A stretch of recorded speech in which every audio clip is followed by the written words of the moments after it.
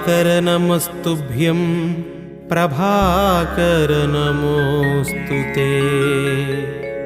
सप्ताश्वरथमारूढं प्रचण्डं कश्यपात्मजं श्वेतपद्मधरं देवं तं सूर्यं प्रणमाम्यहम्।